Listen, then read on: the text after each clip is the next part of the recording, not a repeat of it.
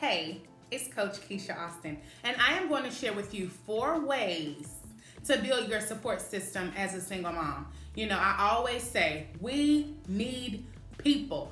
As much as we like to say we're independent, we're this, we're that, all this, we need people, especially as single moms.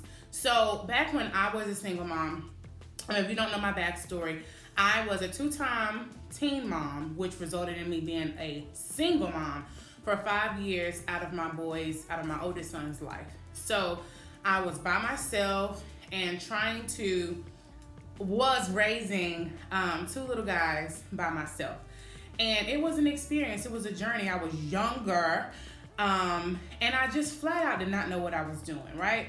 So, but I remember when I first had my children, I prayed to God for him to come into their life and for him to be their father, because I knew that I was taking this journey by myself, and he did.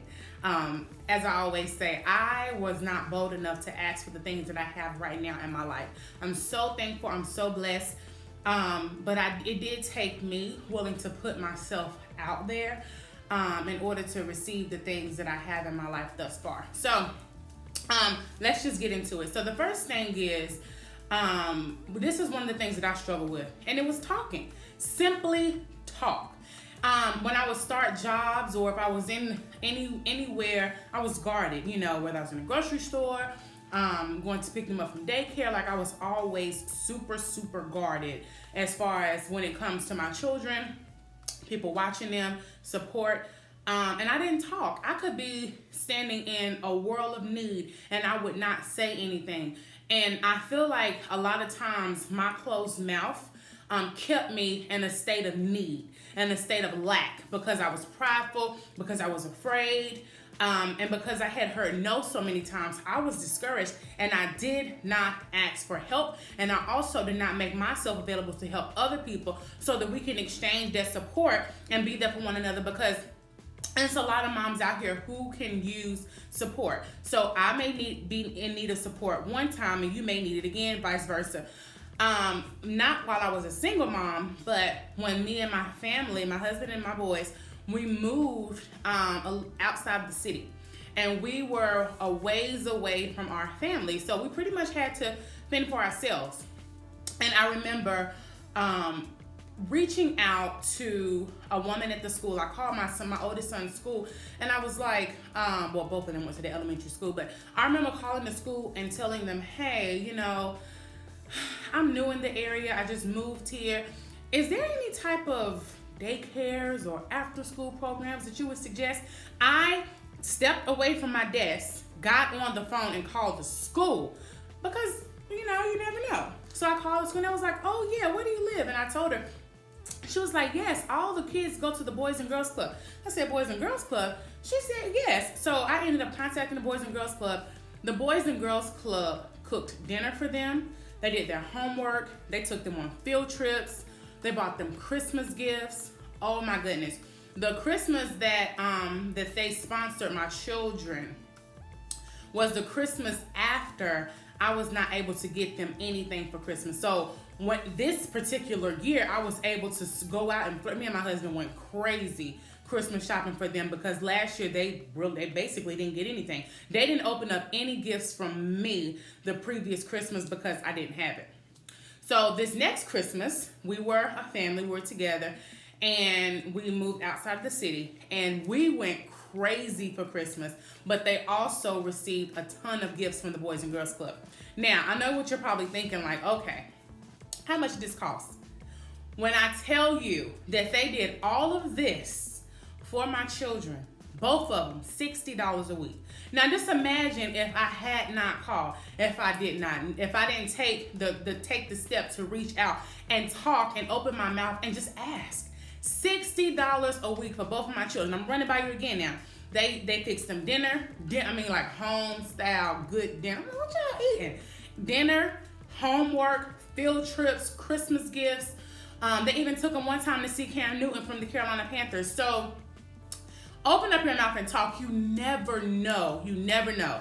You never know who else is going through a similar situation. You never know who you may be able to bless. And the the law of the harvest is you reap what you sow. So when you bless somebody else, it's going to come back to you. So open up your mouth and talk, right? All right, and use discernment. That's number 2. Everything that glitters is not gold.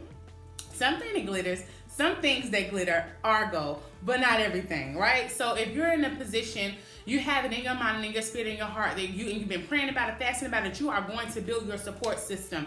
You know that you're in a place where you want to embrace relationships, embrace people. You want to get to a place where you can trust people. Let me touch on that really quick. So if you have made up this decision that you're going to swallow your pride and you're going to put yourself out there to build a support system, do not step into that mindset if your heart is not in the right place. I said in a couple videos back about how I was praying for friends and, certain relationships and business opportunities back when, and I was not prepared emotionally to receive those, because if you don't trust people, then you can't have a relationship. If you can't appreciate a friendship or a person who is flawed and not perfect, then you don't need to be around people. So you have to make sure that you're addressing the fact that maybe if you're still bleeding, that you may not be ready. And all it takes is to cast that care onto God. If you know that you have a trust problem, pray about that trust problem and make sure that you're moving towards acting like a trusting person. Everything that somebody say, no. You have to present yourself as a person who is worthy of trust, and also who is willing to trust people, because this is involving your children, right? So using your discernment and making sure that you're getting into a situation with the person or persons that value or have the same or similar values. And if it's a friend, make sure that she's wanting to head in a similar direction as you, and there's a clear and concise understanding that what your intentions are. I need support. You don't have to, come out and say that, but make it be clear that you may need to reach out or lean on this person, etc., etc., etc., so that they will know. And like I said, if you don't talk, you never know. This person may not be able to help you, but they may know someone with the daycare. I experienced that also at one of my first jobs. I was speaking to one of the continuous improvement manager, and I spoke to her about needing childcare, and she said, "Oh, my aunt does in-home daycare." So I was like, "Ooh, I don't know how much this is gonna cost." But she ended up charging me $50 a week to watch my newborn. He wasn't newborn; he was probably about 6 or 7 months, but that's really, really, really, really inexpensive. But again, if I didn't open up my mouth, and I also used my discernment, because I had known this lady and I knew her well enough to share this with her. And her aunt, I was able to meet her, go and, sit for a while and let her meet my baby, etc., etc., etc. And I love Miss Brenda. Oh, she was awesome. But yes, use your discernment, because let's just face it, all people are not good people. Use your discernment, especially when it comes to your babies, right? And the third thing is, keep in mind that it's not all about you. This has everything to do with your babies. I have had clients come to me about their child's father moving on and them not liking the person who they chose. The person who they chose is perfectly fine with the kids. She doesn't harm them. She loves them. She buys them things, but you don't like the fact that he's moved on or who he chose, or she may not like you neither, but it's not about you. It is not about you. It is about the babies. So keep that in mind when you're moving and you're making these steps to build your support system. Keep in mind that it has nothing to do with you per se. It has everything to do with the safety, the well-being, the childhood experience for your babies.